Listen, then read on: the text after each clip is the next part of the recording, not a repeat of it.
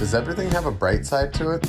Of course. It doesn't always outweigh the negatives, but everything has a bright side to it. This makes happiness a choice. And here we say that the discipline of being happy is the ultimate discipline. With that said, welcome to the Ultimate Discipline Podcast, where we meet with people who are practitioners of this exact discipline, and we hear their cool stories of cultivating happiness through challenges in their life. I am your host, Sean Greenspan. Let's get to it. Taylor, thank you for joining us today, man. How are you doing? Doing fantastic, my friend. How are you, Sean? Fantastic as well. And I saw your post, man, coming back from Bozeman. You were in the woods doing a little mastermind. That's right. Just got back yesterday with my friend and mentor, Mr. Kerry Jack, part of the Happy Hustle crew. He's actually the founder of it. And he put on a high-level entrepreneur business mastermind, an epic camping adventure. And it was epic. Montana is beautiful. Just a bunch of high-level entrepreneurs. I think there was 12 of us, and just spent 4 days out in the Montana wilderness, camping, learning primitive survival skills, fly fishing, going on hikes, doing ice baths, and just having a freaking amazing time. So yeah, it was good. Dude, that is awesome. Yeah. Two uncanny things there. My brother just visited one of my best friends in Bozeman, Montana. And I had a long drive yesterday. And I called him. I was like, hey, man, you had a good time with my brother or whatever. And we ended up, the whole conversation was about putting on retreats like that in Montana, where it's definitely related to business. But of course, I think as more people are becoming entrepreneurs in this digital age, I think, it's a really critical to merge, right? What's going on in business and life. So that's kind of wild. And then when I was looking at your website yesterday, kind of preparing for this, you've had a lot of media, right? You have all those logos on your website. I clicked on one logo and one only because the name resonated with me, and it was Happy Hustle. And I actually have a notification for myself to reach back out to him. So I definitely will. Maybe I'll see you on one of those retreats. Yeah, Kerry's the man. I highly recommend attending one. It was great. And he's going to do one a quarter, he said, and they're all going to be slightly different. He's going to do a ski snowboard trip in the winter. He's planning on taking a crew to Alaska. That's going to be an intense one. Yeah. They're going to be good. Dude, I love that. That's awesome. What drew you to taking it? Was it the outdoor aspect of it, or was it just, Kerry kind of trusting what he's doing? Yeah, well, I had Kerry on my podcast last year sometime. And then after that interview, I was like, I got to hire this guy as my coach. So I did. He made an exception. He didn't do personal coaching, but he made an exception for me because he believes in my mission, what I'm doing. And so we were working together for a while. And then he let me know about this epic camping adventure he got going on, and I was like, immediately yes. Count me in. Anytime I can be out in nature, that's a freaking plus, especially surrounded by a bunch of other high-level entrepreneurs. Count me in. So it was a no-brainer. Dude, that's awesome. But before, I started a few companies now. Before I started any of them, I love backpacking, right? Just walk in the woods, come out a week later. And that's what I wanted to do, was start a backpacking company. And I probably should have stuck with it. But at the time, if that's what you're going to do, there's a lot of liability and insurance I didn't feel like dealing with at that point. But there's just something, there's an energy when you're just connected with nature for so long.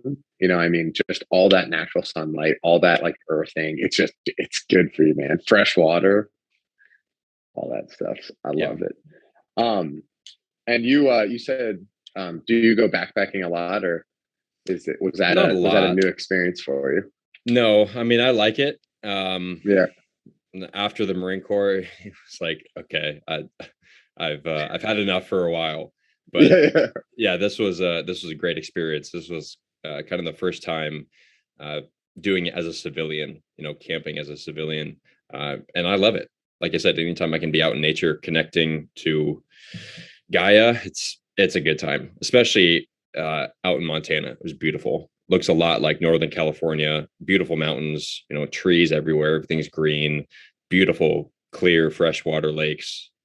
Fantastic. Oh, that's awesome. And you said, Mr. Happy Hustle, he liked your mission at the Captain's Lifestyle. Tell everyone a little bit about kind of like what you're doing, because I think it's pretty cool what you're up to. Yeah, so I do a few different things. I've got the Captain's Lifestyle podcast. We talk about all things health, happiness, and sustainability. I do a lot of kind of like modeling and social media inspiration content posts for different health and wellness brands. And then I've got my holistic lifestyle coaching program. It's basically high performance coaching for men who want to maximize their health, happiness, and productivity, and take their business to the next level. I work with a lot of entrepreneurs, but you don't have to be an entrepreneur to join the program. And that's a very quick version of everything that I do. Dude, what drew you into it? I mean, obviously, I'm sure like you just felt drawn to like trying to focus on your own health, happiness, performance, and I'm sure that kind of just like snowballed, into it. That's like generally a story you hear with people, but like what made you feel like, damn, this is something I'm going to dedicate my life into? Yeah, so I've always been a man of service. So that's why I joined the Marine Corps. It's like, why should anybody else's kids have to go out and fight and die for their freedom? Like or for my freedom, I can go do that myself. So at that time, that was my service. Once I got out of the Marine Corps, I became a CrossFit coach. So then I was, helping people, increase their fitness, live healthier lives. So that was my service then. And then the longer I was a CrossFit coach, the more I started to realize that fitness is actually an extremely small portion of health and living a fulfilling life. Because I would have clients come up to me saying, hey, I've been coming into the gym for so and so long now. Why am I not seeing the results? And I'd ask them, like, how is your sleep? How is your nutrition? How is your stress levels? Their answers would always be the same. Like, I'm lucky if I get 7 hours of sleep. My diet is okay. And I'm stressed out about work, relationships, whatever. And I told them, like, you can't expect this 1 hour in the gym to offset the other 23 hours of a bad lifestyle, right? Like it's not going to happen, especially with sleep. Like if you're working out and you're not recovering, aka sleep, you might actually be making yourself weaker. So there's all these things that go into it. And so I quit my job as a CrossFit coach, started my own business, the Captain's Lifestyle, because everything is connected, right? It's not just about fitness or nutrition or anything. It's how do you live this holistic lifestyle to optimize performance? And of course, it was fueled by my own journey. I was not always this, optimized person that I am now. And in 5 years, I'll look back at myself now and be like, man, that guy was slacking. So it's always this constant progression. Yeah, for sure. I love that. I don't know. Have you ever heard of the book, The Way of the Peaceful Warrior? I think I brought it up to you when we were at Phil's house at one time. Yeah, it was actually at, or no, that was Compassionate Samurai was at the mastermind, but I haven't read that book. No. Well, it's interesting. So I just think it's like a great example of like what you were talking about, right? It talks about how it's like a gymnastics guy who becomes a gymnastics coach, and it's all about the way of living like a peaceful warrior. And coaching gymnastics is just what he vibes with, right? The same way like you like did CrossFit, right? You're not like if you were like a one-on-one CrossFit coach and as you got in the ranks and became the best CrossFit coach, you wouldn't be teaching CrossFit. You'd be teaching life through the medium of CrossFit. Because what do you hear about, like you look at like LeBron James is doing commercials for Calm, and some people might be like, oh, that doesn't make sense, but like it definitely makes sense. It's like, if you're gonna produce at LeBron's level, like you can't just shoot around. Like you got to have your mind right and everything. Yeah, well, if we're talking about LeBron James, I think he also does marketing for like Doritos and some bullshit like that. So I think I get what you're saying, but I don't think that's a very good example. I think he's doing it for money, which I mean, that guy doesn't Why need any not? fucking money, like, Yeah. but Doritos, come on, man. Like, you can't be teaching these kids that look up to you that it's okay to eat Doritos, right? Like, that's, Yeah. um, Dude, I noticed that. I saw, who was it? I saw like two-star basketball players doing a commercial for Mountain Dew, which like is just, it's got to be the worst thing on the planet for you. like, And like there is a responsibility. Like I understand like that it's your chance to get like your payday, but like there are companies that will pay you that are good for this world. yeah, that's why I don't like the term influencer, because technically I am now like a social media influencer. I hate that term. I prefer inspiration, because influencers get a bad rap because a lot of them are like that. They'll take any sponsor that will pay them, and they don't necessarily like or support the brand. They're just getting paid to promote it. And that's why everybody, or not everybody, but a lot of people don't trust influencers, because they're just promoting nonsense and garbage. Yeah. And I will never promote anything. I don't care if they gave me $100 million. If I don't believe in the company and the brand and the purpose behind it, and I don't actually use it, that's just, I believe that's one of the big components of being a man, living with integrity. And Yeah. it's not in integrity if you're promoting Mountain Dew and Doritos, which these fucking star basketball players do not consume. Yeah, Right? right. Like there's no way. Like they're No. too. Except who was the guy? Marshawn Lynch. Maybe he's the example. Remember, he was like crushing Skittles at the halftime of every football game. I don't I know, did not. So with that, dude. I mean, it is sugar, and in a high explosive sport like football, like, yeah, you need those fast carbohydrates, but I'm sure, that, they're Yeah. eating clean, right? Oh, for You sure. have to And be and to and perform at that he level. oh yeah, and he talked about it, but it was just like a funny thing. He talked about, because like you were saying, at halftime he was a running back, right? So like those sugars, like if you're gonna intake them, like while and then right before like you're exercising, like you said, it just turns to fuel, especially if you're 250 pounds of muscle. But no, Yeah. I just it is it's like such a fine line, like with these like athletes. But like I love what you said about like integrity, like as like a man or a woman, of course, but More important for men. integrity. 100%. Why? What makes you say that? Integrity is like the defining characteristic of divine masculinity. Like, being a Hmm. man of your word. Your word is everything as a man. Doing what you say you're going to do, making and keeping promises with other people, but also with yourself. Like, if you Hmm. say you're going to wake up tomorrow at 5 a.m. and go to the gym, and then 5 a.m. comes and you hit snooze and you say fuck it, that is not living in integrity. You're lowering your masculinity, right? So as a man, you need to do what you say you're going to do regardless. Like, if you make a promise, keep that promise. And of course, there are circumstances that come up where it may be, um, you know, sometimes impossible, planes get delayed or whatever, to keep your promises. If that happens, apologize sincerely to the other person and explain kind of what's happening.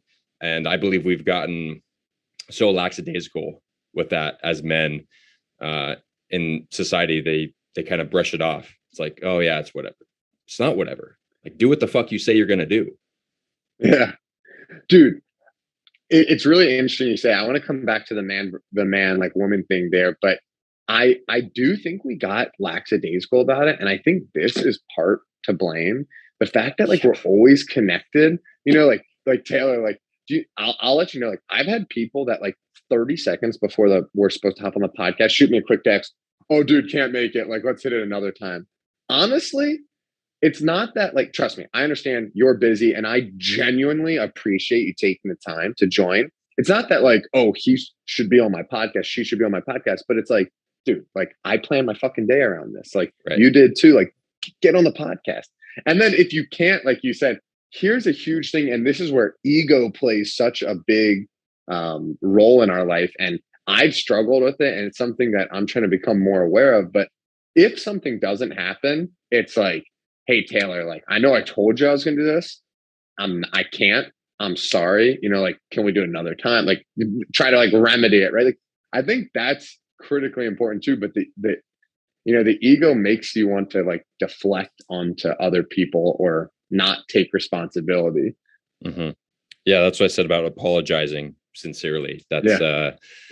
If you do break a promise or can't actually fulfill one of your commitments, the apology is crucial, because if not, then you're just subtracting from the other person's emotional bank account. But going back to what you said about the devices, that was one of the main things that I took away from this Montana mastermind. Is all these other high level entrepreneurs there, we did an exercise to basically find out what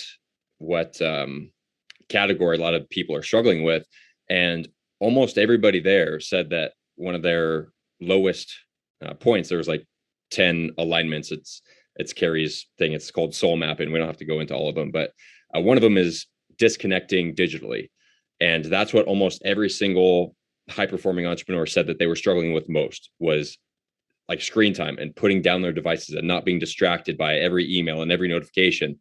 So me, as a high performance coach, I'm now going to be changing my marketing strategy, and it's going to be a lot focused on that exact thing, like setting time for yourself, turning off notifications, keeping your phone on airplane mode, setting specific blocks of time to where you check email, and not being controlled by what I call OPP, or other people's problems or priorities. That's every text message, every notification, every ding. You're constantly getting sucked in to whether it's scrolling or checking emails, one for a lot of people. So it is a big issue. Yeah, dude, it really is. And it's funny. So Matt, who you met, down at VCon, I'm sorry, you knew Matt before, but so I'm doing a 9-day trek in Washington State, and he's huge on social, and like that's what he does full time. I was like, Matt, like you're not gonna have service for a week and a half, and he was like, well, and it was really funny because like he's gonna be fine with it, but his first reaction was like, well, we'll get like a little service, right? I'm like, no chance. Like we're doing the Wonderland Trail, so it's a circumnavigation around Mount Rainier. It's like 98 miles. Yeah, it's gonna be sweet. I can let you know. I think we might have a spot or two left. It's gonna be a fun one. And I just knew that's new for him. And then like he looked at that as like an exciting challenge, and like that was, it was cool to hear. But I think, it's pretty obvious that our environment dictates our behavior. Hopefully, the more, I was gonna say, hopefully, the more we become mindful and aware, we can overcome that. But it's a major influence, and just little things like, right, like I haven't seen my girlfriend in 2 weeks. Came back last night. Like the phone was up in my room charging 6 hours straight last night. I was like, let's go take a walk. Let's cook dinner. Like, because if it's in my pocket, like I'm not at that level of awareness. If it buzzes, I'm going to look at it. And then like, I don't have to act, but then I look at it and I'm like, I already know the answer to this email. Let me just get right back to him. Oh, and then I have this other email. Oh, that one's a quick one. Takes and you then down like the rabbit hole. You're sucked in for sure. And then also you're getting the EMFs from the phone. So it's a double whammy. You're getting distracted and you're getting the oxidative stress from the cell phone. Yeah. Talk about that a little bit. Yeah. So EMFs, it stands for electromagnetic fields, and it's emitted from all electronic devices, 5G, Wi-Fi, Bluetooth, any cell phone signal, microwave radiation is a big one. And they cause oxidative stress in the body. And that leads to a whole host of issues, some that you'll notice immediately, and then some that develop chronically, meaning over time. So this is things like brain fog, fatigue, headaches, tinnitus, even, which is a ringing in the ears, trouble sleeping, inflammation, and then more chronic issues like Alzheimer's, dementia, and even cancer, things like that. And then if you keep your phone in your pocket, for guys especially, it affects sperm count and sperm quality, can decrease your testosterone. So that's why I've got this little Aries sticker on the back of mine, and then this wave block sticker. Both of these help protect me against EMFs. And then I also wear this necklace that helps protect against EMFs too. And then every time my phone is in my pocket, it's on airplane mode, which dramatically reduces the amount of EMFs that you're exposed to. That's awesome. I appreciate that. I wasn't aware of that at all. Mm-hmm. And it's, some things, it's funny. I always go back and forth. One of the themes that I've kind of come across on this podcast is about being like a practitioner versus a student, and I don't think that they're mutually exclusive at all. I think they and obviously are best when you're together, but there's just something that like I think everyone, at least I feel it internally, like I didn't know anything about like EMFs, but like you just know like too much time in front of a screen, you don't feel optimal. No, So you could feel distracted, which is addicting, a very addicting feeling. It's why television, social media are strong. But like you definitely don't feel optimal. You're not like the most alive version of yourself, happy. no. So that yeah, And that's what I do as a high performance coach is, working with entrepreneurs primarily. It's not like I can tell them to, stop working, just spend all day outside, which would be optimal, right?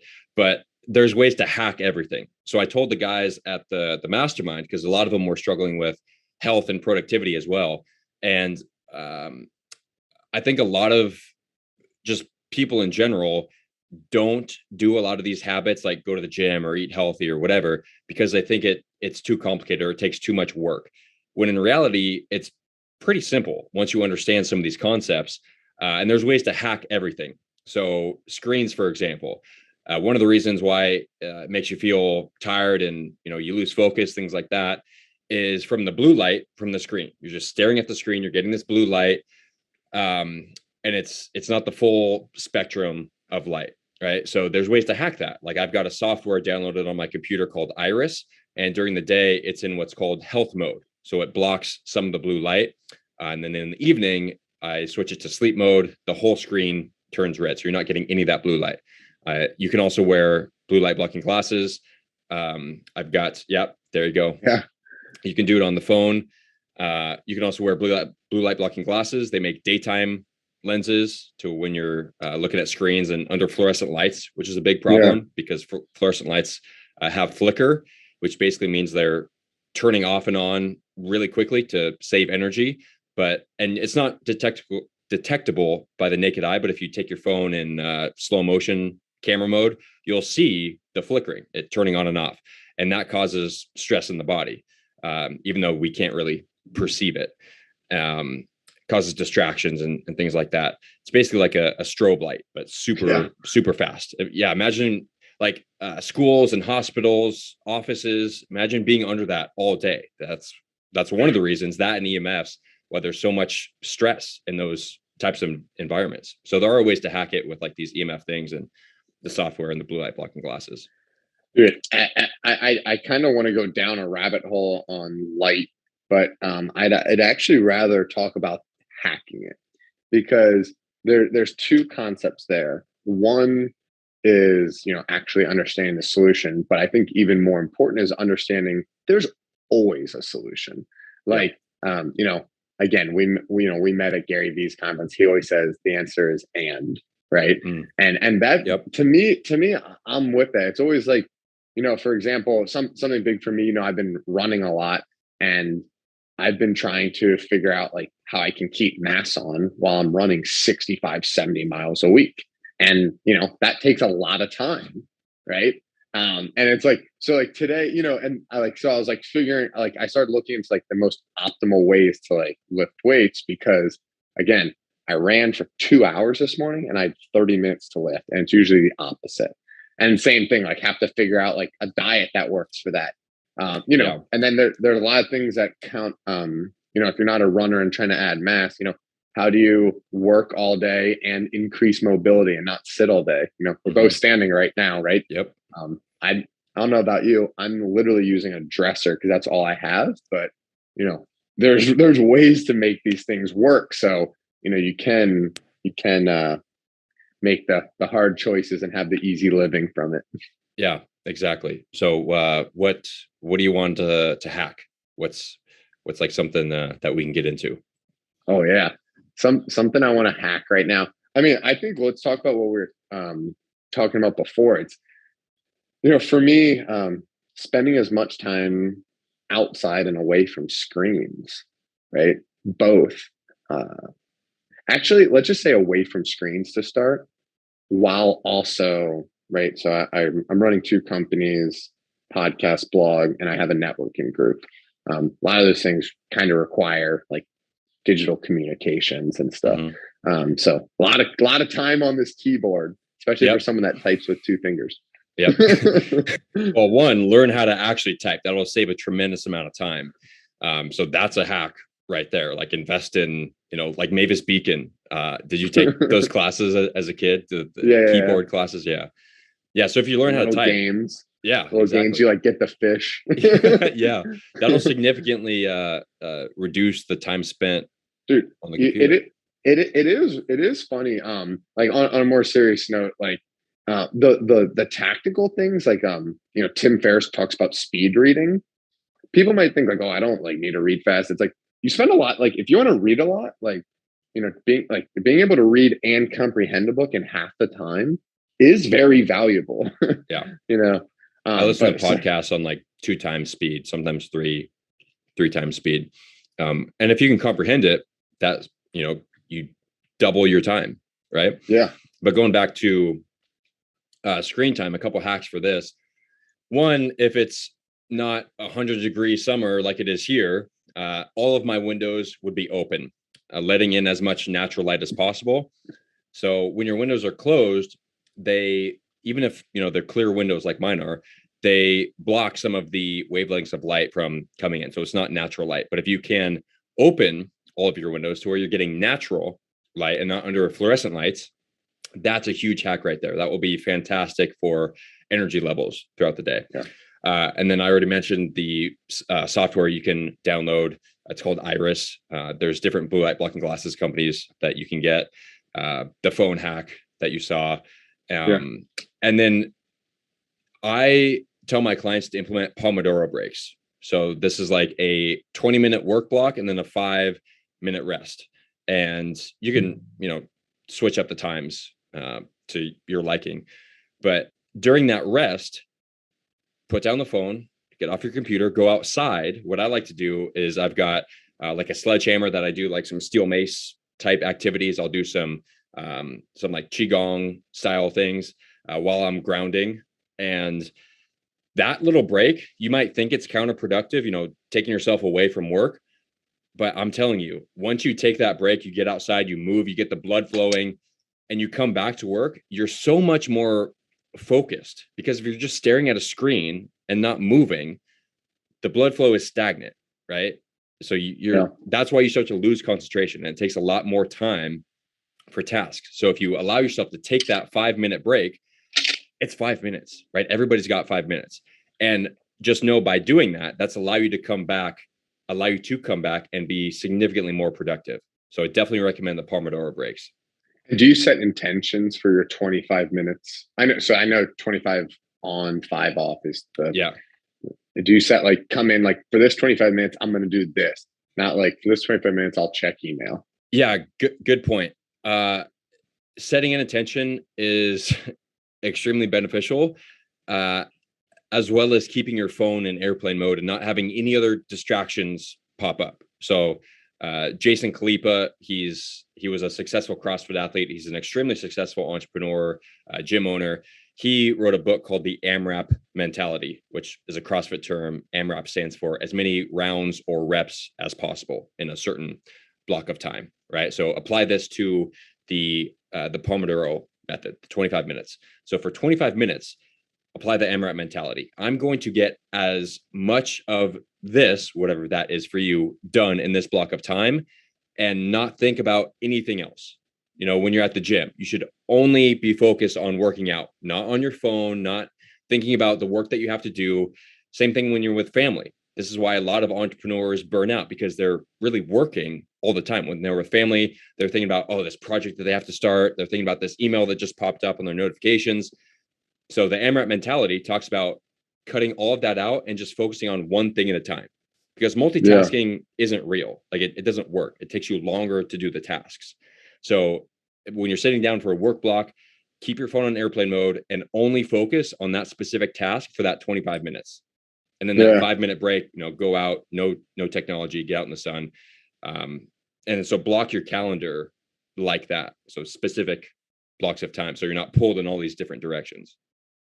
Dude, I love it. I think the Pomodoro technique is definitely getting, to become a little more popular, but I don't think the AMRAP mentality, it needs to be coupled with that. Like, you need to give it your all for Yeah. those 25 minutes. Like Yeah. and I love, again, going back to what we were talking about way in the beginning, like exercise, if you spend as much time as I spend, and I'm guessing you spend on it, and you only are trying to get physical benefits, that's not really enough, right? But if you can extrapolate from there and be like, wow, like, I can take the learnings, like, work in AMRAPs to work or Yep. whatever, then you start to like, it's your mode of learning.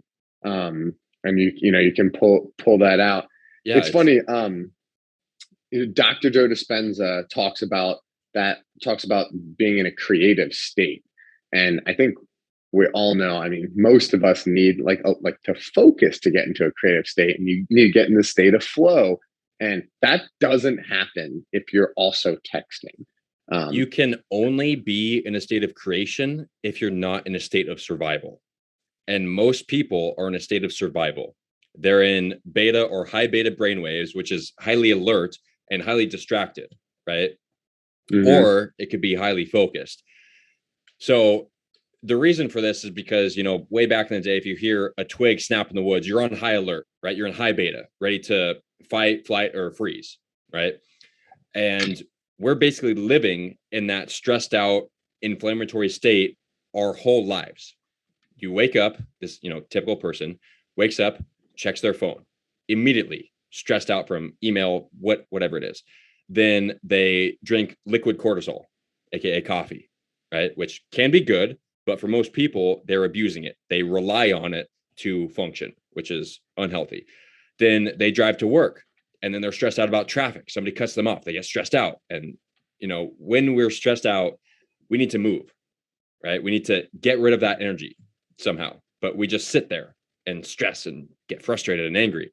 And then you get to work, you're under these fluorescent lights, stressing you out. You're staring at a screen, stressing you out.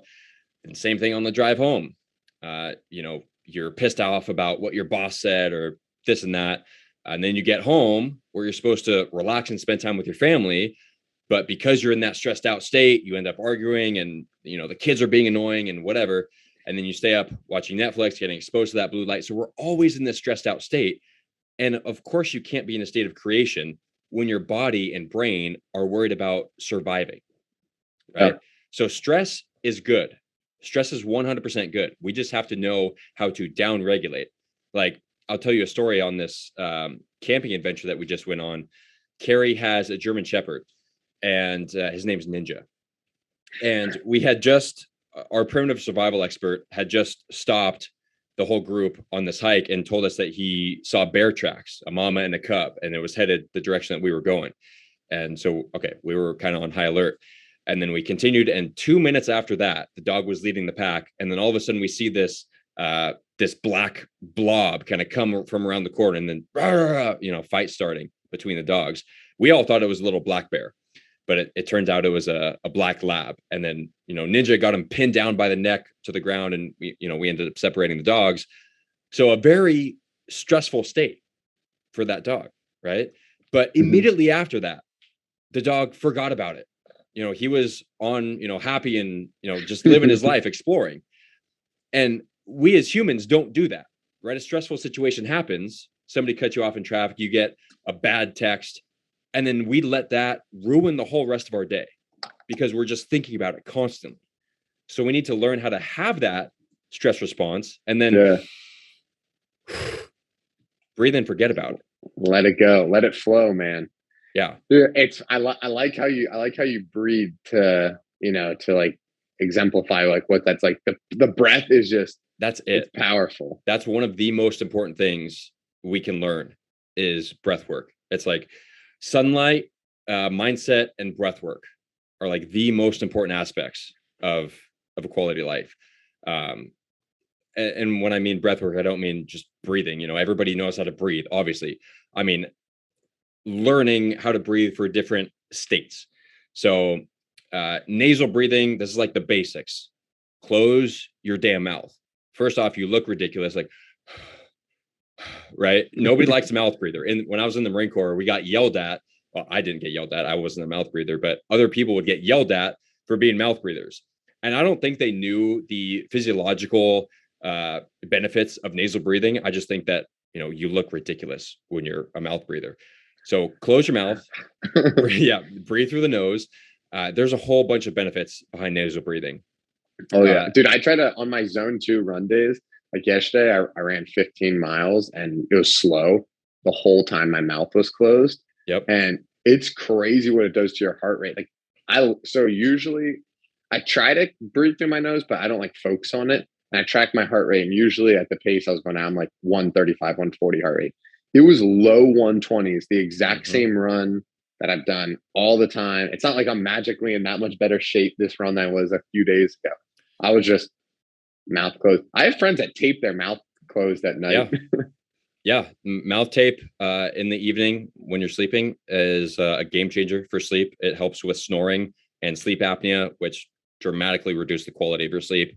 But I've been telling people nasal breathing is one of the best performance hacks that I found for working out. It took me about a year to fully get used to it. And now I do 99% of my workouts strictly nasal breathing. The only time that I'll breathe through my mouth is if I'm kicking into overdrive and I want that extra boost, but for most people and most workouts, they should all be in through the nose, into the belly, for exactly what you said, to lower that heart rate, to pace yourself, because that's huge. And you're able to last so much longer if you know how to pace yourself and stay consistent and lower that heart rate. Dude, even like this morning, I was benching. I caught myself like mouth breathing, and I do a lot of cardio. I mix it up, zone 2, zone 5, like high intensity, long, everything. Right? I was out of breath benching, and I was like, it was obviously just due to the way I was breathing, and first of all, like holding your breath, which I mean, I wasn't doing that, but a lot of people hold their breath. It's like that's not a good place to start. People even hold their breath when they send emails. I noticed that in co-working spaces. It's a stress response. It's like you're tensing up. And that's why I said like breathing is so important. And we can go over a couple breathwork practices that are super easy to implement. But one thing I want to say about the holding breath during exercise, if you can't breathe like fluidly and comfortably in that position, you don't own that position. That position is owning you. If you have to force it and hold your breath, then the primary thing you should be focusing on is the breath work. If, because anybody can just hold their breath and, muscle through it. That's not how it's supposed to feel. You should have fluid breathing the whole time. Well, it's like, I don't know if this relates to breath work, but for some reason, this what comes to my mind is, I look at exercise as a way to teach me to handle stress. I was actually explaining this to my dad. My dad gets really worked up over small things. And I was trying to explain to him that he can train himself not to, right? And to his generation, that's definitely not something most people hear. So I was trying to go very basic, for example, exercise. I put myself under stress, good stress, but under stress. And I'm telling myself cool, I'm power cleaning or whatever. I'm exhausted, but I'm going to go 1 rep more while maintaining form and breath and everything. And you're teaching yourself, here's stress, here's how to handle it. And I realized, it's called hormesis. What? It's called hormesis. What's that? It's like a positive stress on the body, as long as you don't overdo it. So that's what happens. A lot of people overdo exercise and then it becomes a bad stress. Or a hormetic stressor is when you get a positive benefit from these stressors, like sunlight, for example, is fantastic for you. If you stay out all day and you get burnt, that's a negative. Same thing with cold exposure.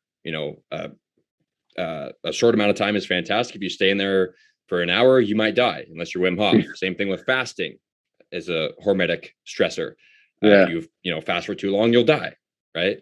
So all these things in moderation, as long as you know how to use them properly, are fantastic hormetic stressors that in the moment they're stressful, but then once you come out of that and you recover, you increase your resilience and are able to go harder, faster, longer the next time. And that's what it comes. Increasing your resilience is is a great way to say it. I appreciate that, because you don't know what's going to come. Like, you have no idea the next like stressor that's going to come into your life.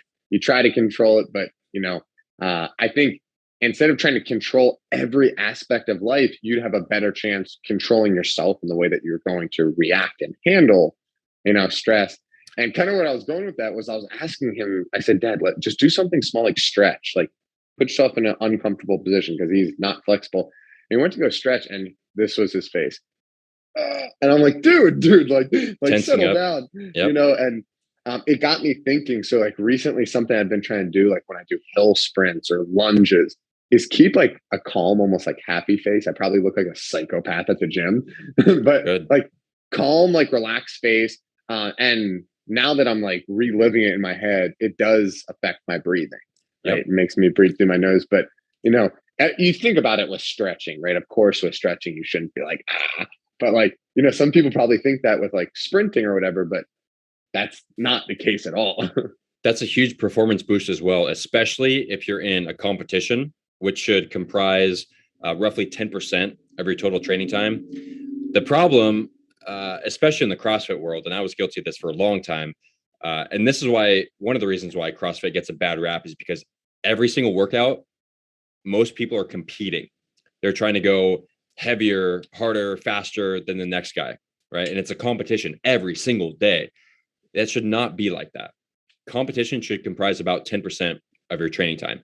And then when you are in a competition, not necessarily a competition, but if you're just trying to beat your personal best or racing somebody else, whatever, having that calm, almost happy face, like you mentioned, is a huge hack, because the other person's going to look over to you and they're taxed. They're like mouth breathing, tired. And then they look over at you and see you nasal breathing, just fucking chilling.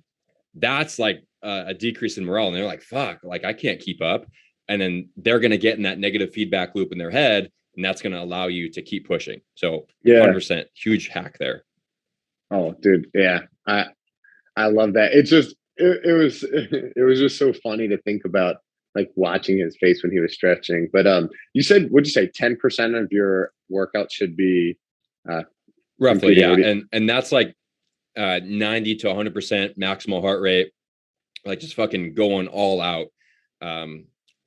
Sprints, PRs, things like that. Yeah. 2-3 times a month. Yeah, roughly. Yeah. And then the majority of your training time should be spent training, which is, 70 to 80% heart rate, no mouth breathing. This should be all nasal breathing. And you're focused on form and consistency and not burning yourself out. And then the other part of your workouts should be focused on practice, which is extremely low heart rate, just going over the skills, dialing in the basics, things like that.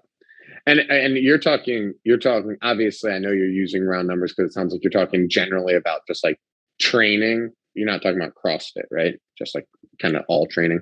Yeah, it applies to everything. Yeah. And I got this from, I believe this was Ben Bergeron, who's one of the top CrossFit coaches. I believe I got those numbers from him. And going back to coaching, this is kind of how I got started in this realm of holistic health after I broke my ankle, which there's a whole crazy story behind that. But I started listening to podcasts. And one of the podcasts I listened to was Chasing Excellence by Ben Bergeron.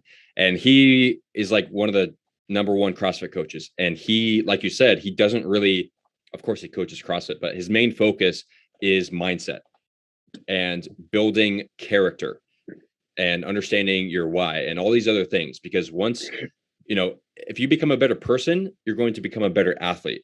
But most people just focus on killing themselves in training and then neglect everything else. And of course, that's how you burn out. Yeah, man. It's crazy. It could be a lot of things, right? It could be ego. It could be, like trying to like cover up for mostly things. Ego. Dude, so listen to this like conundrum, because it's not, I know you're not saying it's easy. I'm not either. Like, so me and Matt were down in Miami. I have an ultra marathon coming up in 11 days, and he has a marathon. He's trying to do like a sub 3 hour marathon. So like we're like, all right, we're here 3 days together. Let's run together. And we're on a pretty similar program. So we kind of like chatted before and made like a little 3-day plan that fits both our workouts. First one was 8 miles at a good pace. The next day was kind of like a sprint speed workout. The next one was 7 to 10 miles, easy pace. Like we call it rate of perceived effort. Just should be below like a 3, like just chilling. Because with running, like, if you're in like really good, endurance cardiovascular shape, like just keeping a nice 125 heart rate should feel like a day at the beach. All nasal breathing. Yeah. No huffing and puffing. Nothing. And this is what happened to me, right? Part of it was like I was with my boy Matt, like, and I was try to keep up with him. Well, no, we were running, and like the last 2 miles, I looked at him and I was like, yo, I'm straight. Like we should kick it for the last 2 miles. And it's funny because he's working with his coach now on not ego running, because of course I should feel straight. Like today was the easy day. Like in the grand scheme, like today was a day, it was really like just like active recovery, right? Yep.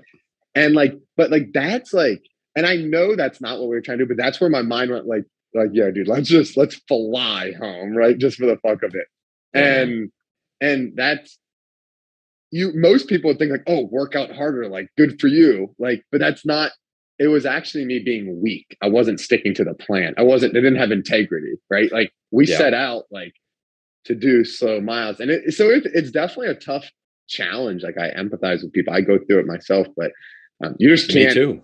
You can't crush. Yeah. Yeah. It goes back to setting your intention. And once you start to let go of the ego, it becomes a whole lot easier. Once you stop caring what other people are thinking about you or if they're judging you, and then also once you stop comparing yourself to other people, that's when you can start to let go of the ego and not worry about running faster than the next guy or lifting more weight than this guy, and just focus on you. And if your intention for that day is active recovery and staying in that low heart rate, your ego is going to want to have you push, which can be good at sometimes. But if your intention for that day was active recovery, like you said, you're actually doing yourself a disservice, right? Yeah. And I know this. It is difficult to stick to those slower paces. Yeah. Yeah. Because it's always fun to, push it, especially when you're with your boys. And that's when it's, most important to stay strong mentally and stick to the intended plan. It's just such like a conundrum to think stay strong, like in the physical world could mean go slow and take it easy, right? But it all comes down to like your integrity for sure. The dog Ninja. Yeah.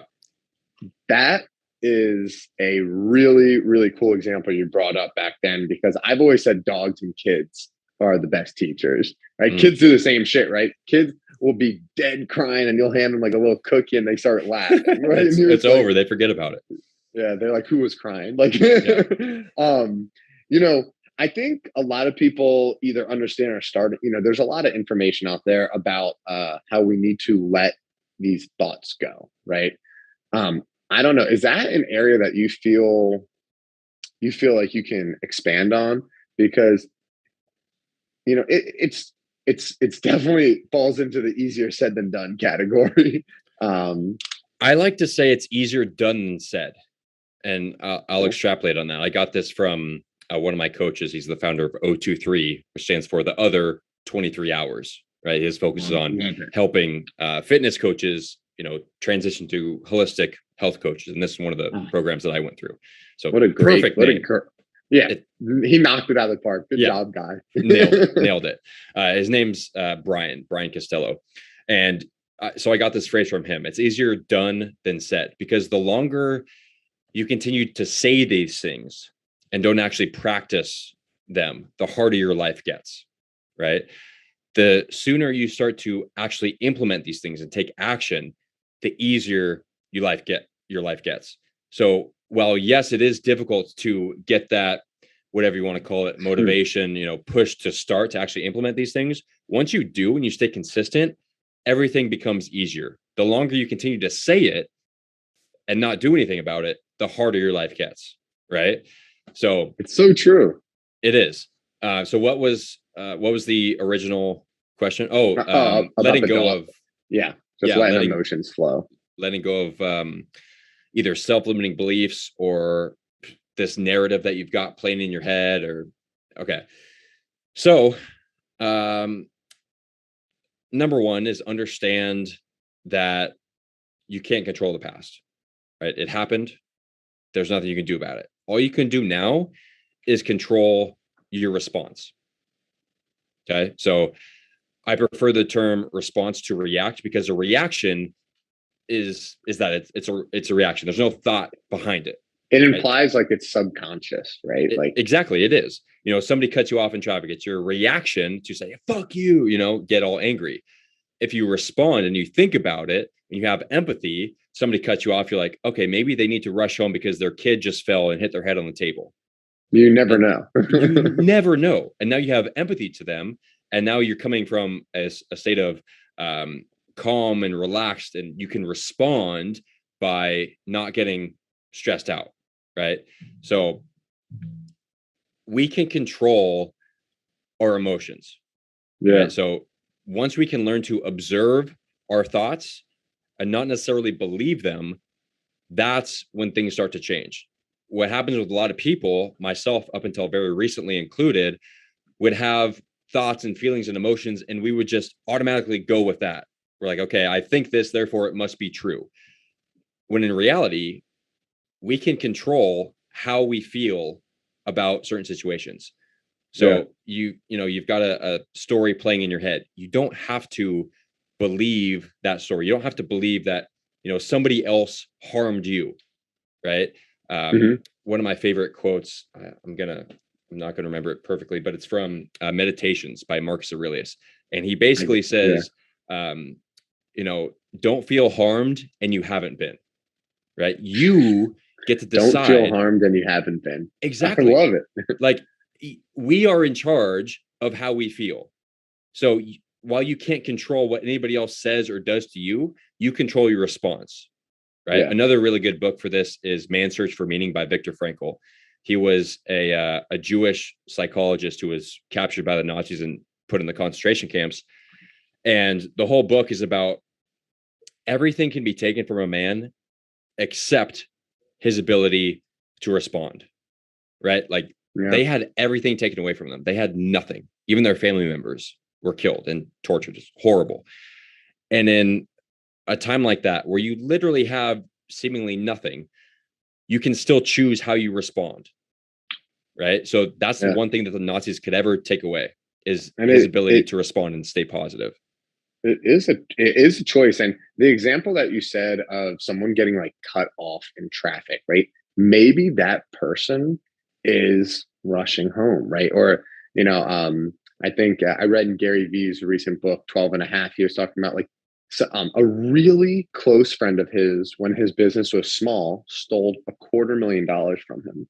And they called him and said, this person stole $250,000. We need to fire him right away. And he was like, I forget the guy's name. He's like, oh, who, Mike? And he's like, let me call Mike. And he called Mike. He said, Mike, how are you doing? Yeah. Like, and he found out that the guy was addicted to pain pills. Yeah. And like, he's like, I would rather not have $250,000 than be addicted to pain pills. So I feel bad for him. That doesn't excuse him for what he did. He needs to be held responsible, but it's a completely different, way that you react. I'm sure you're familiar. Have you heard the story of the Chinese farmer? I love that story. Dude, that is like the money, that is just money right there. And, sometimes when, we hear people that are like, really doing this inner work like yourself, share examples like, oh, maybe that guy who cut me off's rushing home. Maybe he's just an asshole and he cut you off, but you're never going to know. It doesn't fucking matter. So choose empathy, choose compassion. It all comes back to empathy. Once you realize that only hurt people, then you can have compassion and empathy towards these people. Like, I get a ton of, seemingly negative comments on Instagram or TikTok. And I used to, let that get to me. Right. But now it's like, I get one of those comments and I genuinely feel bad for that person. And sometimes I'll message them privately. I don't usually respond to the comments. I don't like calling people out. I'll send them a message privately. And it's like, hey man, I hope everything's all right. If you need any help or anything, feel free to talk to me. Sending you love, right? Something along those lines. And a lot of times that flips their paradigm. A man. lot of times they apologize. They're like, oh fuck yeah, you're right. Like I was being a dick. I didn't mean that. Because I was there. I used to be that person who would leave these, hateful or, trolling comments on posts. And then once you realize that, yeah, hurt people, you can come at it from a place of compassion instead of arguing and going back and forth, which never does any good. No, hurt people. No, that yeah. It's true. It's funny.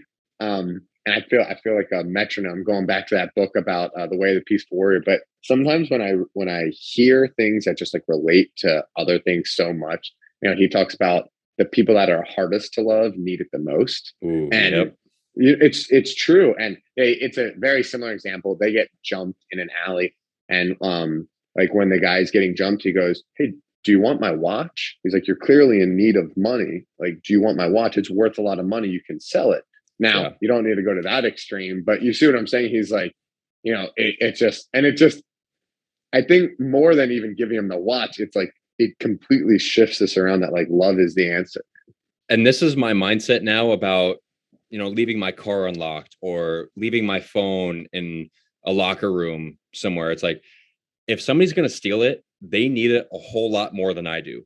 So now I'm not worried about getting my things stolen because I'm detached from them, right? Like I don't need anything. Like all this stuff that I have behind me. Yeah, it's really cool and I enjoy it.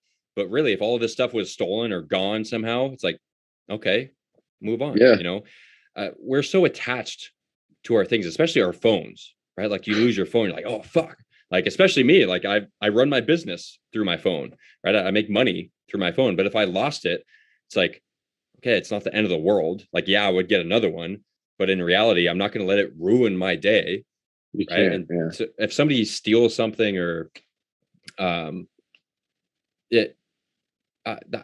the best example. A lot of people are worried about, leaving things unlocked or something like that. And it's like, yeah, my mentality is, they need it more than I do. If they take it, like, let them have it, enjoy. I mean, and because I come from an abundance mindset, that's another key part is having the abundance mindset. Because if you're in a scarcity mentality, that's one of the reasons why you're so attached to these things. Abundance mentality is that's like, very true. Get a new one, And I again, it's very difficult to enter an abundant. Oh, it's not very difficult. It's as difficult as you make it. Yeah, I was gonna say it's seemingly difficult to enter an abundance mindset when maybe you are facing real struggles, right? You don't have food on the table, money in the bank account, you don't have things, but you can still like. I mean, I still think it's definitely the answer on so many levels. I think one, it's going to attract more abundance into your life. I think that's just based on like your energy and your vibrations. Law of and attraction. Then also it's just the detachment is crazy. And you brought up the book Meditations by Marcus Aurelius, so sure you've read a lot of like Stoic books. And Tim Ferriss kind of like one of the guys who's like repopularizing Stoicism. And he talks about how like it's like monthly or quarterly. He says, what would it look like if I had nothing, right? And he doesn't literally mean nothing, but he's saying, so I have to sleep, I'd sleep on the floor, probably outside. I'd eat lentils or beans only, not really have much water, not have social interaction.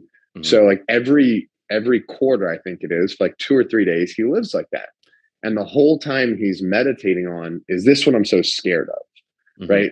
So you have no material goods, you have no anything, and you're thinking the whole time, like, is this what I'm so scared of? Is this what I get stressed out about and tax my nervous system over?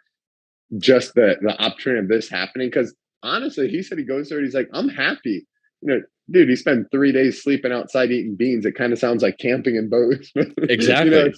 I was going to go there. A lot of the guys, they're like, and I brought this up many times at the event. It's like, it starts with gratitude. Like if you're having a hard time entering the abundance mentality and all these things, start with gratitude. Be grateful for what you have, because especially when we're out in the wilderness, like we realize real quick that we miss our bed, we miss our climate controlled houses, right? You can turn on the air whenever the temperature is not to your liking. We take all these things for granted because we're so used to them, right? But if you come from a place of gratitude and don't forget the things that you have, 6 billion people would kill for what you listening right now have, right? If you have a phone that you're listening to this on, and if you have a house with clean running water, and you have a fridge stocked full of fresh food, and you have a comfortable bed, like, be grateful for that, because a lot of people don't have those things. And if you're listening to this, with somebody else's phone and you literally have nothing, be grateful for the people around you, for your family, for whatever it is that you have. Be grateful for that thing.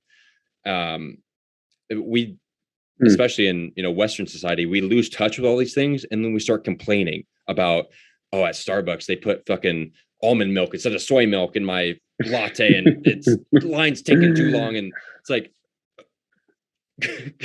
dude, people complain about it's that fucking shit. crazy. It's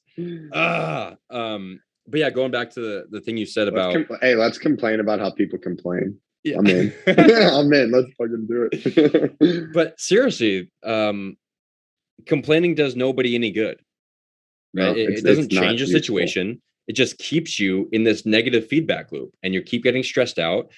And trust me, I used to be there in the Marine Corps. Every other sentence out of my mouth was fuck this, fuck that, fuck you. Like, I was in a stressed out state all the time, and it sucked, right? I had sleep problems. I had inflammation. Like, it was not good. And once you can stop complaining, come from a place of gratitude, detach yourself from material objects, everything gets a lot better. But what gratitude, having an attitude of gratitude.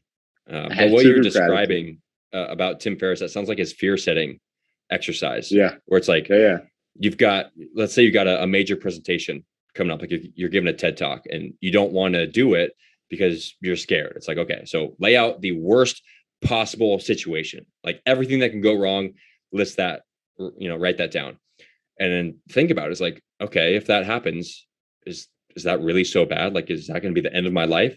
No, of course not. Just use it as practice. So I love the fact that he does that. It's pretty cool. Live in that state of minimalism. And Gary Vee talks about this too. He says that he frequently pictures like his parents and family being dead, right? So coming from that place of detachment, like, okay, what if this actually does happen, and feel those feelings. And once you can see that and then know that you'll be okay on the other side, that's a huge step in the right direction. So many people are afraid of death, either for themselves or other people. And they're living in a constant state of fear and stress. Yeah.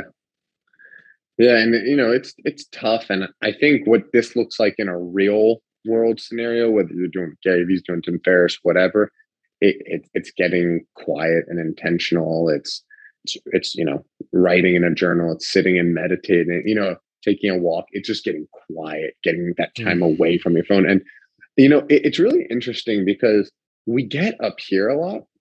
And like you were saying, just do it. Like, for example, like this morning, like me and my girlfriend go to the same gym. So I got my run in, and I was like, all right, let's go, lift. And she was like, I just need like 5 minutes. Right. And I was kind of like, my mornings, I like to kind of, keep it moving. So I'm like, there's just like 5 or 10 minutes. And I'm like, damn, like I'm ready to go. We said we're going to go at 5:15. Let's hit it. So I was like, cool. Like, let me do some breath work. I like to do like Wim Hof breathing. And I was like, I started to think about, do I have time for this? And instead I was just like, just grab me when you're ready. And I just sat down and started breathing. You just got to like do at some point, right? And like, if I got 2 rounds in or 4 rounds in, it doesn't really matter. It's more like, the exercise of doing. Yep. And I think that's, I think just taking action is definitely a key first step for people. So I mean, that kind of connects to like getting that quiet time, like whatever you're like, if you need that quiet time, just get it right now. Like, don't.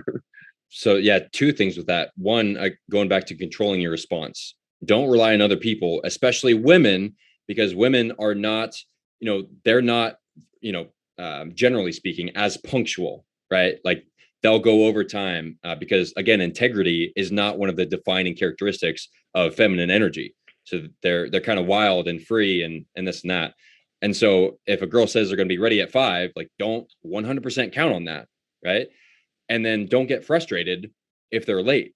You control your responses. So that's fantastic. Like she was running late. You sat down, did a couple rounds of breath work. Imagine the opposite of that. Like imagine you just getting so stressed out, like, oh, we're supposed to be there at this time. Let's go. One, that hurts your relationship because now she's pissed off. And then 2, you're now all stressed out and inflamed and you're going into a workout and that's going to affect your workout. Right. So always controlling your response and not letting anybody else, any outside circumstance dictate how you feel or how you live your life. So always it comes back to controlling the response. Let me hear a little bit about inflammation. And I know inflammation is something that we could talk. It's like central to almost all diseases. But, every single chronic disease stems from inflammation. It's crazy. When I think about inflammation, and I think about like remedies for it. For me, I think decreasing stress through breathing, mental exercises, getting away from technology. I think of course, exercise, eating right. I think just alkalinity in general. But yeah, I want to hear a little bit about, you just brought it up a lot. Some of maybe key things to look out for practice. Mm-hmm. Reducing stress, 100%. And there's, a bunch of different ways to reduce stress. Breathwork is, one of the, if not the most important ways to do that. So, different types of nasal breathing, like box breathing, 4 count in, 4 count hold, 4 count exhale, 4 count hold, 4-7-8 breathing, 4 count inhale, 7 count hold, 8 count exhale. The longer you prolong the exhale, the more down regulating that is. Yeah. Again, That's understanding mindset and controlling your feelings and emotions. That's a little bit of a different rabbit hole we could go down. And then, supplementing with magnesium is the best supplement for reducing stress. Ashwagandha is also fantastic. So there's, supplements you can take. And then for inflammation, grounding is, I would say that and breath work are like the most important things you can do to reduce inflammation. And by grounding, you mean touching the earth? Bare feet to the earth, or like right below me, I've got my grounding mat. So again, there's ways to hack everything. I've got a grounding mat that plugs into a grounded outlet. So it's like I'm barefoot in the earth, even though I'm in my house. Grounding significantly reduces inflammation because throughout the day, especially when you're exposed to like EMFs that cause oxidative stress, we're racking up positive ions in the body, which are inflammatory. And the earth is negatively charged. And because we are electric beings, the moment it is almost instantaneous. So the moment we step onto the earth, we're releasing those positive ions and gaining negative electrons. That reduces inflammation and stress. Exactly. So that's a huge component. Curcumin is a fantastic supplement for reducing inflammation. Cod liver oil, another fantastic one. Any sort of antioxidants, like that's why I'm snacking on these blueberries here. But yeah, those are the main ways to reduce inflammation. And, grounding is free. Go stand outside barefoot.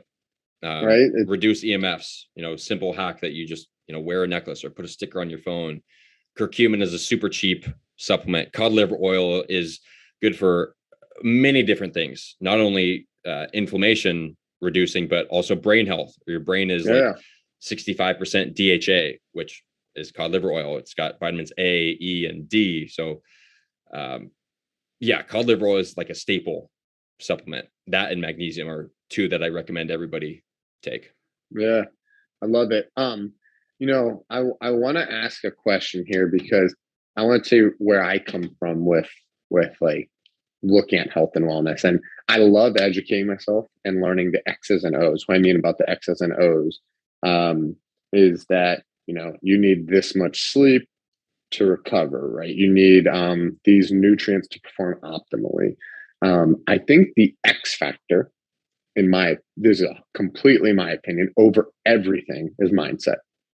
And what I mean by that is, I think if your relationship with food is, in a very healthy, intuitive manner, that is more important than what you eat, the timing you eat, anything. If your relationship with, um, whatever the fuck, right? Like I'm not talking about diet. I'm talking just on a very general scale, like this overwhelming, like optimistic, gratitude driven mindset, where with a open heart trumps everything when it comes to wellness. And Yep. I don't have anything but an experience that backs that up. Now, a lot of people talk about this, right? This isn't Sean's new idea. Yeah. But I want to know what you think, because it's a question I really want to unpack with people that do have a sophisticated routine, right? You're saying me and blueberries for antioxidants. I got my grounding mat. And don't get me wrong, I'm standing right now. I'm actually mobilizing my ankle, right? But like I've been doing ankle exercises kind of like this whole time. Like I'm, Mhm. you know, drinking water with like greens in it. So I'm on um Yep. I'm on both bandwagons. But what are your thoughts about just like mindset, like clearly either saying on top or like the foundation? Yeah, that's actually the very first thing that I cover in my coaching program, because like you And it's said, half your coaching program, right? it is the most important thing. Like mindset and understanding how our language, both internal and external, literally shapes our entire reality. Yep. It is the most important thing, and we can go into a few cool studies about this. You mentioned diet. They did a study where they gave two groups of people like hamburgers and milkshakes, and they told one group that this is the typical fast food hamburger, like extremely fattening, bad oils, like low quality protein. The milkshake is just full of sugar, and it's fattening and bad for you, right? Then they told the other group that this is a very nutritious grass-fed burger, gluten-free bun, all organic produce. The milkshake is made with 100% grass-fed milk, and it's low in sugar and all those things. The group that they told, and both were the exact same hamburger and milkshake. The group that they told that it was bad for them in fast food, their insulin response was just like a regular burger and milkshake. Insulin spikes, not good for you, right? The other group, the insulin spike was significantly lower, and they felt satiated for longer, just because their mindset. There's another study. I learned this at the Joe Dispenza meditation retreat. They took a group of uh, hotel hospitality workers, like these overweight, obese Mexican cleaning ladies. They told one group nothing, they just observed them, go about your daily activities. They told the other group that they're actually getting over the recommended daily dose of exercise, just because how much they're moving around, vacuuming, Yeah. walking, things like that. The group that they told that they were exercising actually lost weight. They didn't change Yeah. anything else in their life. Just they believed that they were exercising. So It's the power of the crazy. mind is mind blowing. It's insane. Yeah. Your body adapts. And one of the things that I come back to that just like really makes me think about this is, so me, Matt, and Jason, he's another one of our buddies, we're all like pretty serious runners, and we have pretty different diets. We're all, generally speaking, the same size, between 190, 205. Right now, all very low body fat, and we eat very different. I'd say Matt eats pretty balanced. He does intermittent fasting. Um, we all eat lots of whole foods. I would say Matt be more in the middle. Jason exercises more than all of us by a landslide. 3 to 6 hour runs, 7 days a week, plus weightlifting. Like absolutely insane. For breakfast, he has 3 eggs, no oil, no bread, nothing. 3 eggs. For lunch, he has lettuce with a little olive oil. For dinner, he has lettuce with chicken breast. Now, the amount that he exercises and the amount that he eats, you probably think he looks like this. You wish you were as jacked as him. He is 205, ripped, looks like a middle linebacker. And he's just like, I just kind of think like that's all the food you need. And he's like, I really just believe that people don't need as much food as they think. And like, I've just believed that forever. And I'm like, and now I'm on the way other scale. So like, I generally make like a 60-ounce smoothie and drink both in the morning, and that just starts. And I just start crushing food till the end of the day, and I eat healthy. And my mindset has always been that like, maybe I'm lucky or something, but like my body just knows how to turn food to fuel. So it doesn't matter how much I eat, it just turns it into muscle or energy. And that's what always got me thinking about it, was like, and I would say like I am significantly like leaner. Like you would think me and Jason have the opposite diets. I mean, it is just crazy to watch him eat lettuce and then go seriously run like 28 miles in the mountains.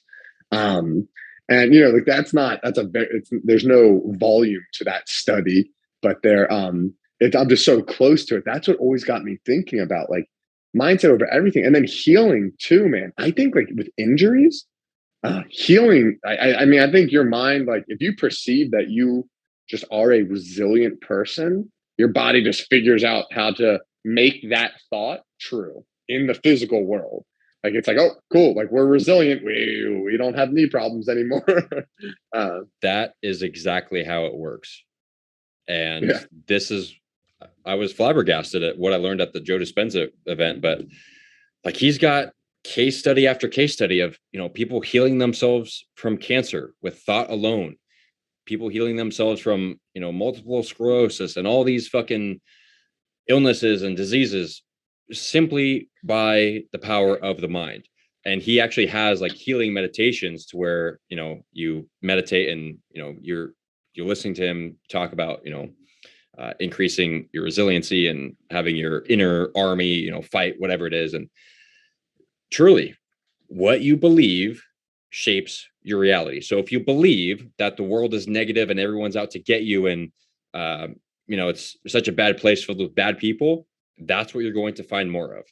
It's called the reticular activating system.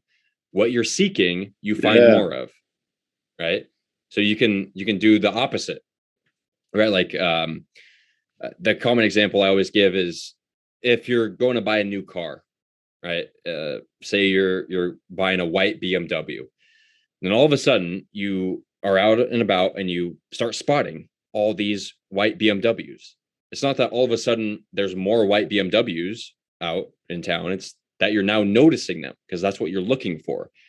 So you can apply the same concept to positive things and, you know, good people and things like that. So if you believe that the world is a loving place filled with amazing people all doing their best, and that, you know, everything's going to work out, that's what you're going to find more of.